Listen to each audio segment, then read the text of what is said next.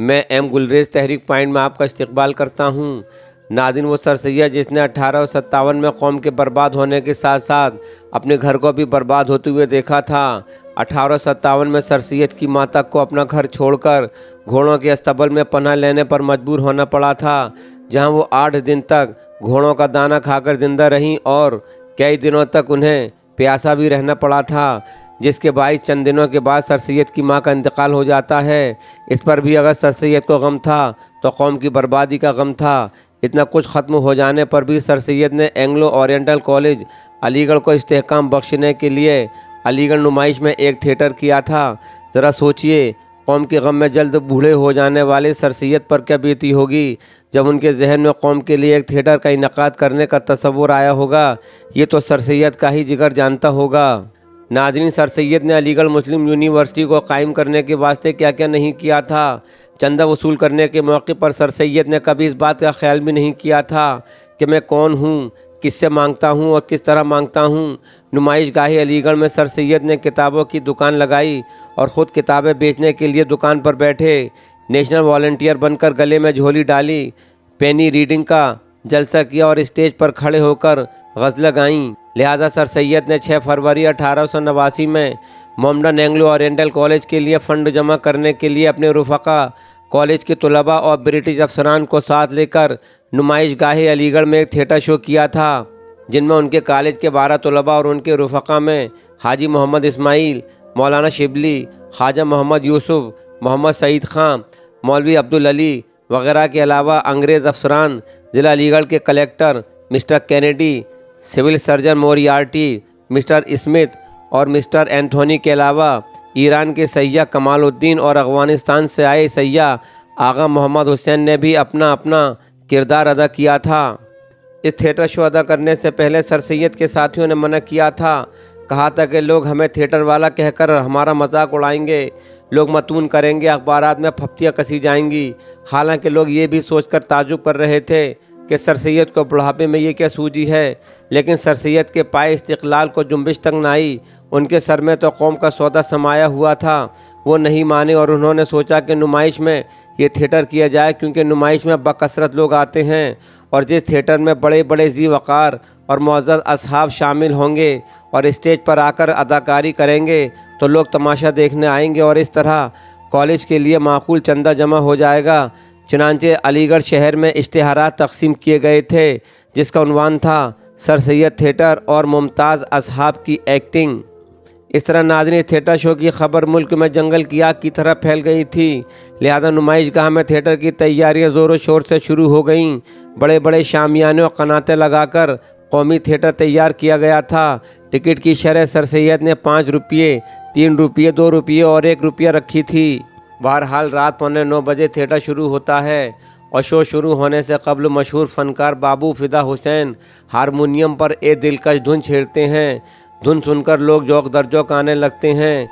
तमाशबीन लोगों के लिए बैठने के दर्जे तय थे, लिहाजा वो अपनी अपनी जाए मुकर्ररा पर जब बैठते हैं और वक्त मुकर्ररा पर जब मौसीकी ख़त्म हो जाती है तो थिएटर शुरू होने पर पर्दा उठता है और पहले सीन में हाज़रीन देखते हैं कि नवाब मोहम्मद इस्माइल ख़ान रईस आज़म दतावली ज़िला अलीगढ़ तुर्की लिबास ज़ेबतन किए हुए हैं, कमर में तलवार लटकाए बड़ी शान के साथ स्टेज पर टहल रहे हैं। उनको कप्तान की सूरत पेश किया जाता है। उसके बाद कॉलेज के 12 तलबा सिपाही वर्दियां पहने खुशनुमा झंडियाँ हाथों में लिए एक एक करके स्टेज पर नमूदार होने लगते हैं। हर एक से कप्तान उनका पैरोल यानी शिनाख्ती लफ्ज़ पूछता है, जिस पर किसी ने कौम, किसी ने फलाह कौम, किसी ने इब्तिगाउल खैर, किसी ने हुब्बुल वतन मिनल ईमान, किसी ने अली वजहिल्ला, किसी ने इस्लाम, किसी ने खिदमत और किसी ने तालीम बताया। उसके बाद 12 के 12 सिपाही कप्तान के हुक्म से स्टेज पर अपनी अपनी जगह पर खड़े हो जाते हैं। इस पर पर्दा गिर जाता है और फिर दूसरा सीन नज़र आता है और इस तरह हाज़रीन देखते हैं कि एक नहायत पुरवकार और बूढ़ा शख्स सफ़ेद रीश खालिस अरबी वज़ा में मलबूस एक खूबसूरत रेशमी चोगा पहने, हाथ में असा लिए, सीने पर एक बड़ा सा तमगा लगाए स्टेज पर बड़े रोब और वक़ार के साथ जलवागर होता है। कप्तान उस बूढ़े से पूछता है, हु आर यू? बूढ़ा शख्स कहता है, मैं अंग्रेज़ी नहीं जानता। उसके बाद कप्तान पूछता है, मन अंता? बूढ़ा शख्स जवाबन कहता है, मैं अरबी नहीं जानता। कप्तान फिर पूछता है, सेन किम सिन। फिर बूढ़ा शख्स कहता है, मैं तुर्की नहीं जानता। इस पर कप्तान झुंझला जाता है और आगे बढ़कर उस बूढ़े शख्स के सीने पर लगे तमगे को गौर से देखता है, जिस पर लिखा होता है मदरसतुल उलूम मुसलमानान। उसे पढ़कर कप्तान पहचानता है। फिर कप्तान कहता है, सैयद अहमद। सर सैयद जवाबन कहते हैं, हाँ। कप्तान सर पर जोर देते हुए, सर सैयद अहमद। सैयद अहमद कहते हैं, हाँ हाँ। चुनांचे कप्तान ने कहा, आइए तशरीफ़ लाइए और अपना पार्ट अदा कीजिए। उसके बाद सर सैयद अपने सुकूत को तोड़ते हैं और तमाशाइयों से इन अल्फाज में खिताब करते हैं, लेडीज़ एंड जेंटलमैन, कौन है जो मुझको इस स्टेज पर देखकर हैरान होता होगा? वही जिसके दिल में अपनी कौम का दर्द नहीं है, वही जिनका दिल झूठी शेखी और झूठी मशीखत से भरा हुआ है। उस कौम पर जो उन बातों को जिनसे इंसान को शर्म और हया और गैरत होनी चाहिए अपनी शेखी और अपने इफ्तिखार का बाइस समझे। उस कौम पर जो कौम इंसान की भलाई के कामों को जो नेक नियति से नेकी के लिए किए जावें बेइज्जती का काम समझे। उस कौम पर जो खुदा को धोखा देने के लिए मक्र या पिंदार के काले सूत से बुने हुए तकद्दुस के बुरक़े को अपने मुंह पर डाले मगर अपनी बदसूरती और दिल की बुराई का कुछ इलाज न सोचे। उस कौम पर जो कौम को ज़िल्लत और नकबत के समंदर में डूबता देखे और ख़ुद किनारे पर बैठा हंसता रहे।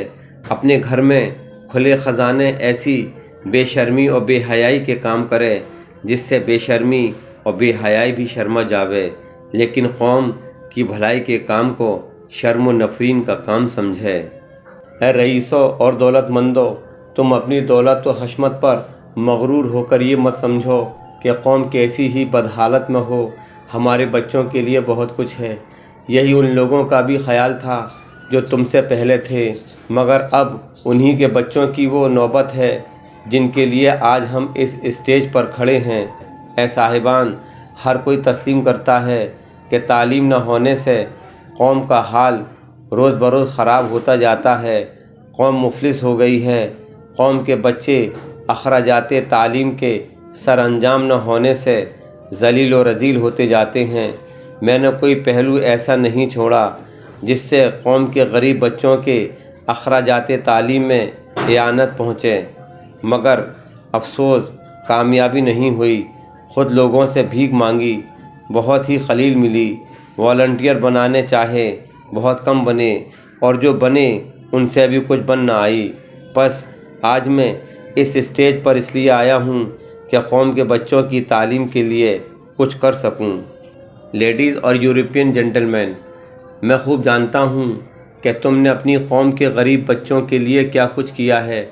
बड़े बड़े ड्यूक डचेज़ स्टेज पर आए हैं और गरीबों की इमदाद करने से इज़्ज़त पाई है। इस वक्त भी यूरोपियन ने अपनी नेक दिली साबित की है कि अब बावजूद हम कौम न होने के हमारे शरीक हैं, और थोड़ी देर में हमारे यूरोपियन दोस्त और मिस्टर कैनेडी कलेक्टर व अफसर ज़िला हैं।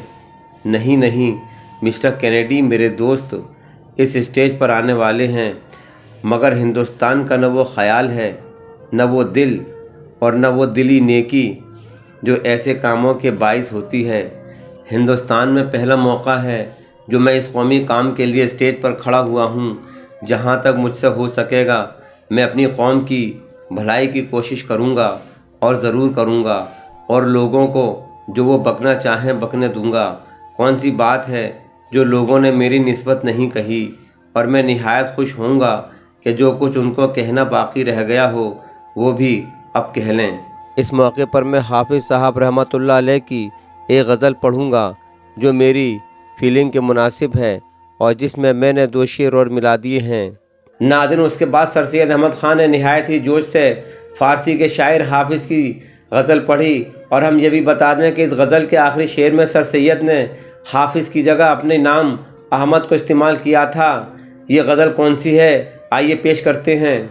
साक़िया बरखेज़ो दर्दे जाम रा, खाक बरसर कुन गमे अय्याम रा, सागरे में दर कफम न ताज सर, बरकशम ई दल्क अजरक पाम रा, गरचे बदना मीस्त नजदे आकिला, माँ नमी खाहिम नंगो नाम रा, बादा दर्दे चंद अजी बादे गुरूर, खाक बरसर नफ्स फरजाम रा, दूदे आहे सी नए सोजान मन, सोख्त ई अफसुर्द गाने खाम रा, महरमे राजे दिले शहदाए मन, कस नमी बीनम ज खासो आम रा, बादिल आरामे मरा खातिर खुशस्त, कस दिलम यकबारा बुर्द आराम रा, ना निगरत दीदम बसर्व अंदर चमन, हर के दीदा सर्व सीम अंदाम रा, कीस्त आ सर्वो सही का अंदर सरश, याफ्तम दीनो दिलो आराम रा, कौम माँ ए कौम माँ का हज बहर तू, दादा अम बर्बाद नंगो नाम रा, सब्र कुन अहमद व सख्ती रोज़ व शब, आखिरश रोज़े बयाबी काम रा। नाज़रीन, सर सैयद की गज़ल सराई के बाद कुछ और भी गीत गाए गए थे। बाद मुअज़्ज़ज़ साहब ने कुछ नज़में भी तरन्नुम के साथ सुनाई थीं, कुछ रूप भरे गए और चंद अरबी अशार खुश इल्हानी के साथ पढ़े जाने के बाद अपनी नौइयत का ये अजीब थिएटर इख्तिताम पजीर हुआ था। काबिल ज़िक्र बात यह है कि इस थिएटर में सर सैयद के दोस्तों के साथ बास कॉलेज के अंग्रेज़ प्रोफेसर भी बतौर एक्टर शामिल हुए थे। इस तरह नाज़रीन हम देखते हैं कि 1000 बरस तक इस मुल्क की जुल्फ़े परेशान को अपनी नोके पलक से सजाने वाली कौम की मिटती हुई अलामात को देखते हुए सर सैयद ने कौम को दिल बहलाने का सामान लेकर ख़ुद को भी रुलाया था और कौम को भी 8-8 आंसू रुलाए थे। नाज़रीन, अगर गौर किया जाए तो सर सैयद की तकरीबन 150 साल कबल अलीगढ़ नुमाई थिएटर में पेश की गई ये तकरीर आज भी वही अहमियत और इफ़ादियत की हामिल है जो तब थी। और सर सैयद की तकरीर हमसे आज फिर ये अपील करती है कि अपने उन बच्चों के मुस्तकबिल के लिए सोचो जिनके लिए हुकूमत वक्त तालीमी इदारे नहीं बल्कि मुबैना तौर पर डिटेंशन सेंटर तामीर कर रही है। कभी ए नौजवान मुस्लिम तदब्बुर भी किया तूने, वो क्या गर्दूं था तू जिसका है एक टूटा हुआ तारा। नाज़रीन, अगर आप हमारे तहरीक पॉइंट चैनल पर नए हैं तो इसे सब्सक्राइब करें, शेयर करें और साथ ही अपनी कीमती मशवरों से हमें नवाजें। और इसके अलावा अगर आपको हमारी ये मिली कोशिशें पसंद आती हैं तो आप हस्ब तौफीक हमें सपोर्ट भी कर सकते हैं।